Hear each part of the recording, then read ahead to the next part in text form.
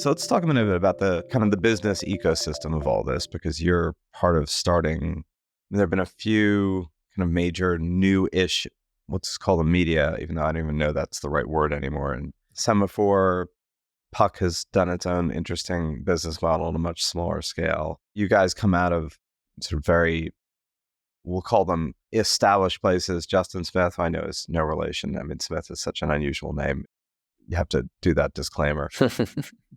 Coming out of the Atlantic and Bloomberg, you've been, as you said, at BuzzFeed, you were at Politico, you were at the New York Times, Steve Clemens, who I think has been almost everywhere in Washington at this point. One, I guess, basically, how do you make money?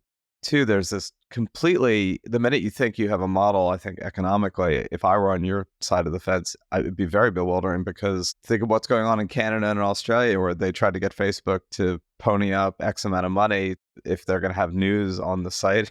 They just said, well, screw it, we won't have any news on the site. Granted that for now, that's just those two countries, but could be the EU in a year, and you just don't know. How do you navigate that and think about how do we even make money? Is it purely just get a direct relationship with people who are going to pay you rather than advertising or platforms? Or is there a whole other thing going on here? So the thing about the media business that I've sort of like painfully learned over quite a while of doing it, there's no single answer.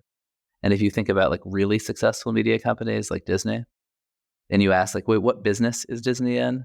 The answer is like, well, they're actually in 15 different businesses, and they like manage them really carefully. They have like a really smart person running the theme parks, and like somebody else makes the little stuffed animals, and they own ABC News, and somebody else is running that. And I think that there's an impulse to get really ideological about business models and sort of talk your own book. But I think successful media companies, build good connections with their audience and then make money in lots of different ways. We are very focused on that one-to-one connection, but we then sell advertising. We don't charge people. We sell advertising, and we host events that in some sense monetize that relationship with the audience. But we would like to charge, and feels like it ought to be part of what we're doing. And we'll probably start doing that at some point. And I think, successful long-term news businesses have a bunch of different revenue streams because they all go up and down. How is the Semaphore experiment editorially going? I should tell you too that I will happily stand for Semaphore, and I'm not just saying that because you're on the podcast. I read Flagship every day. I'm a big fan. And what Zachary was saying before is very true. Like when you read Flagship, which is the like sort of main catch-all newsletter that comes every morning, like it has the big stuff and like the shitty stuff that's going on, but it also seems like there's a very like concerted effort to include things optimistic but positive data points, or just things that don't make you want to like dunk your head, into a pot of boiling water and never read the news again.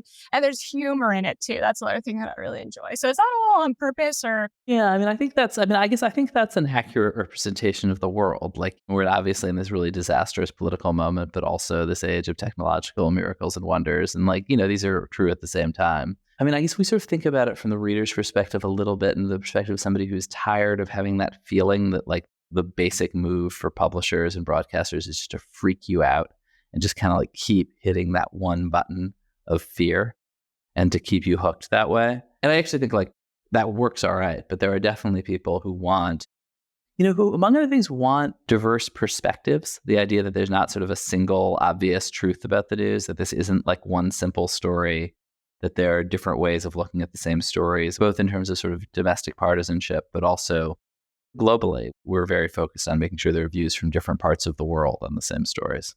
Amplifying Emma's question, you have traffic numbers, you don't have revenue numbers in the sense of you're not demanding people to actually think about what the content's worth to them. And you have the fragmentation, right? So it's sometimes very hard to know whether or not you should be reaching more people or fewer people, but the right people. And by the right, I don't mean like some sort of class, the right people kind of thing. I mean the right people who will consume and come back to the content. For a while, I was writing for Time online over the past few years. Maybe one of those pieces had 200,000 hits, but I had almost zero relationship to any of that. And a lot of those people were probably in a different ecosystem than my own ecosystem. I used to joke in the 90s, the biggest magazine in the United States for much of the late 90s into the early 2000s was Parade magazine, because it was the insert in all the Sunday papers. Yeah. But if you were like an East Coast New Yorker or someone living in LA, you never read Parade. You didn't even think about it. It didn't even register, like the Home Shopping Network or QVC, right? It was huge but invisible. So I wonder, how do you grapple with those questions? Like, are you trying to have a lot of people who may or may not have much affinity? But I mean, one thing is just those huge numbers of the social media, or you're reaching, in some sense, as you say, millions and millions of people, but you had no idea who they were and they felt no connection to you. And they were sort of scrolling past and clicking and glancing.